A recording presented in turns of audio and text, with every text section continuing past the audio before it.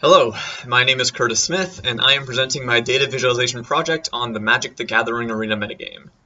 For this project, I tracked the results and metadata of a few hundred games of Magic played on the digital platform MtG Arena. I used a third-party tracking tool called MtG Arena Pro, which automated the data recording process and dumped the results of my matches onto a scriptable web page. The data questions I attempted to answer were: how has the meta evolved since the start of the last season? Is there any relation between the time of day and my win rate? What decks and colors are my most effective?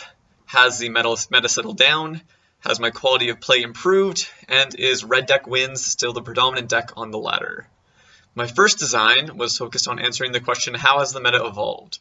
The meta is defined by the popularity of specific decks, so the colors that identify those decks are represented here using the land cards associated with those colors.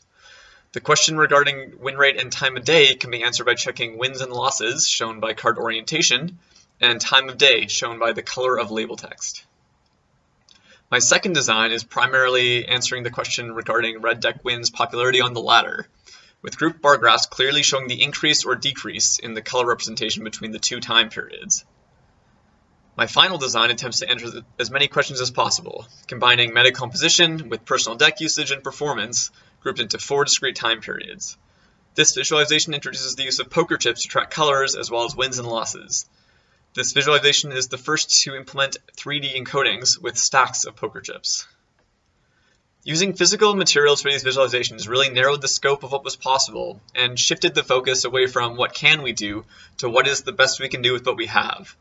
The material selection took some time, but was aided by the fact that there was a specific set of data questions that needed to be answered. Due to the fact that my data questions were focused on the MTG colors, it was logical to use MTG materials, like lands, to encode my data.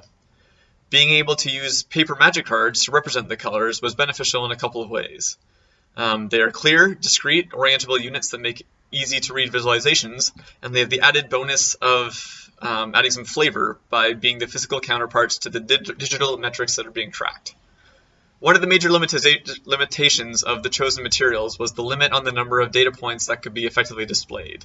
All 3 of my visualizations needed to scale down the number of games shown, showing the ratios of the displayed metrics instead of the actual numbers.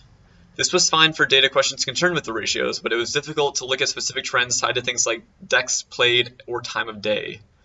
If there was more time to spend on the project, I would have liked to introduce some form of interactivity, maybe building on the chip stacking concepts in the third visualization, but with the ability to include or exclude subsets of the data. All in all, the physical visualization project was a thought-provoking exercise in applying concepts learned in the course in a hands-on way without being overshadowed by the added complexities of modern digital solutions. Thank you.